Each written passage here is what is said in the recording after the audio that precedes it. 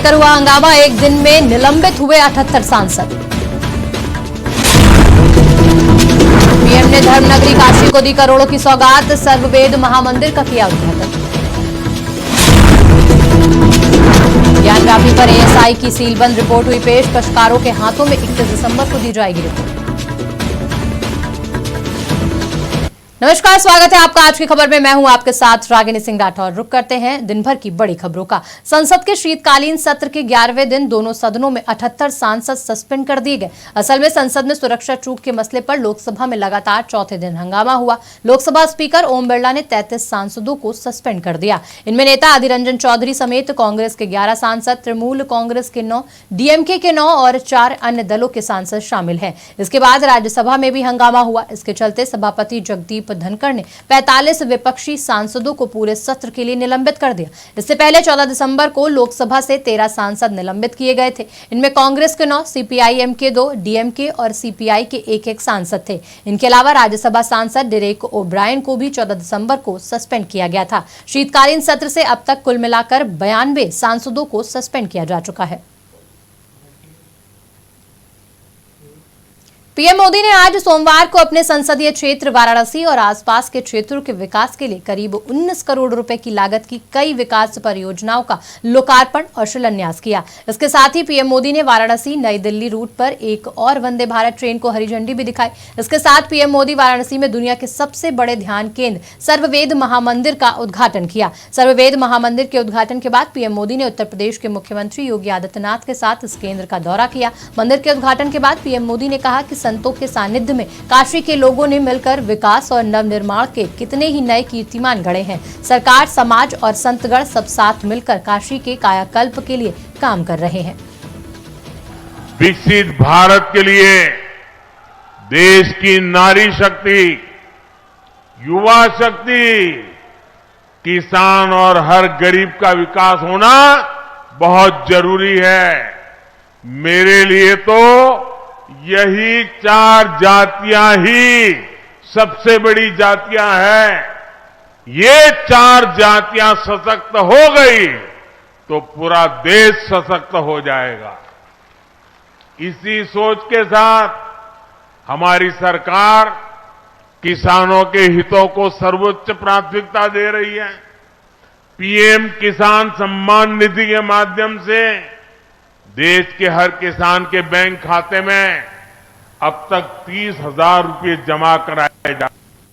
ज्ञानवापी मस्जिद परिसर में हुए सर्वे की रिपोर्ट एएसआई ने सर्वे रिपोर्ट पेश कर दी है। एएसआई के एडिशनल डायरेक्टर ने वाराणसी के जिला जज को सीलबंद लिफाफे में रिपोर्ट पेश की। ये रिपोर्ट 1500 से ज्यादा पेज की है, जिसमें 250 से ज्यादा के साक्ष्य पेश किए गए हैं। एएसआई ने वाराणसी जिला न्यायाधीश ए.के. विश्वेश के समक्ष रिपोर्ट सौंपी है। हिंदू पक्ष के वकील ने सुनवाई के दौरान कहा कि रिपोर्ट सार्वजनिक की जाए। हिंदू पक्ष ने इसमें शामिल सभी पक्षों को रिपोर्ट की प्रतियां उपलब्ध कराने के लिए निर्देश देने की मांग की।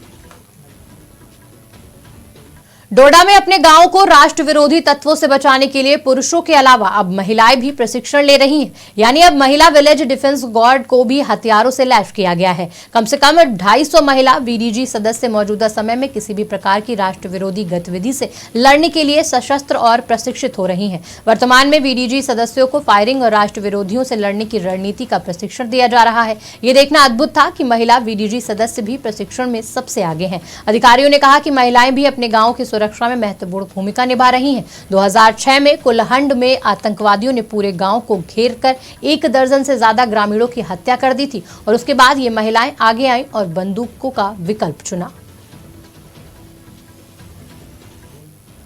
1990 की दहाई में नामासाइज हालात की वजूहात से कश्मीरी पंडितों को वादी कश्मीर छोड़ना पड़ा और दूसरे रियासतों में वो सेटल होने लगे हैं। लेकिन अब जो है हालात सामान्य आ रहे हैं। उनकी घर वापसी, जो कहा जाएगा कि उनकी घर वापसी हो रही है। हालांकि रिसेंटली जो कश्मीरी पंडित से वो अपने आबाई वक्तों में कश्मीर के विभिन्न इलाकों में लौट रहे हैं। इससे अंदाजा लगाया जा सकता है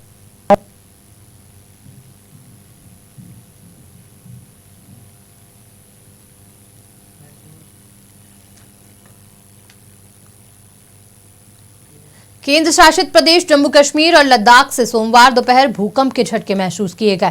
जम्मू, श्रीनगर, पुंछ, किश्तवाड़, कारगिल समेत दोनों प्रदेशों के कई हिस्सों में भूकंप के झटके लगे। 1 घंटे के भीतर 4 बार धरती कांपी। सबसे पहला झटका दोपहर 3:48 पर लगा। इसके बाद दूसरा झटका 3 बजे महसूस किया गया। दूसरे झटके की तीव्रता 3.8 रही। इन दोनों झटकों का केंद्र लद्दाख का कारगिल क्षेत्र रहा। इसके बाद तीसरा झटका 4:01 पर दर्ज किया गया। इसकी तीव्रता 4.8 रही। चौथा झटका 4:18 पर लगा। इसकी तीव्रता 3.6 दर्ज की गई। तीसरे और चौथे भूकंप का केंद्र जम्मू संभाग का जिला किश्तवाड़ रहा। राष्ट्रीय भूकंप विज्ञान केंद्र ने यह जानकारी साझा की। इसके चलते किसी तरह के जान माल के नुकसान की फिलहाल कोई सूचना नहीं मिली है।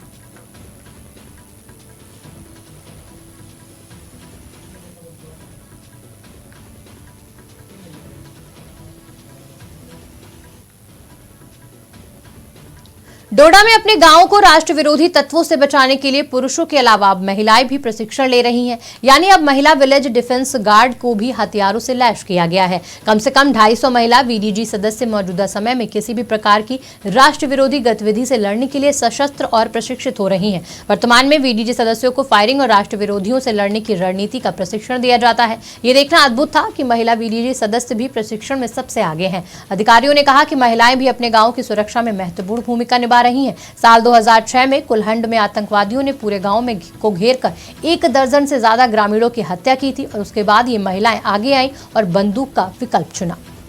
1990 की दहाई में नामासाइज हालात की वजूहात से कश्मीरी पंडितों को वादी कश्मीर छोड़ना पड़ा और दूसरे रियासतों में वो सेटल होने लगे हैं। लेकिन अब जो है हालात सामान्य आ रहे हैं। उनकी घर वापसी, जो कहा जाएगा कि उनकी घर वापसी हो रही है। हालांकि रिसेंटली जो कश्मीरी पंडित से वो अपने आबाई वक्तों में कश्मीर के विभिन्न इलाकों में लौट रहे हैं। इससे अंदाजा लगाया जा सकता है कि हालात जो है वो पटरी पे लौट रहे हैं। हालांकि जो कश्मीरी मुसलमान है वो उनकी कमी को महसूस कर रहे थे, क्योंकि 90 की दहाई में उनको यहाँ से कश्मीर से निकलना पड़ा, क्योंकि टारगेट किलिंग्स का सिलसिला जो है दौर चल रहा था और इस सिलसिले में उनको जो है बाकी रियासतों में जाना पड़ा। अब वो वापस आ रहे हैं। इसका अंदाजा जो है यही लगाया जा सकता है कि कश्मीर में हालात सामान्य पे लौट रहे हैं। कश्मीर से मैं एजाजदार। 1990।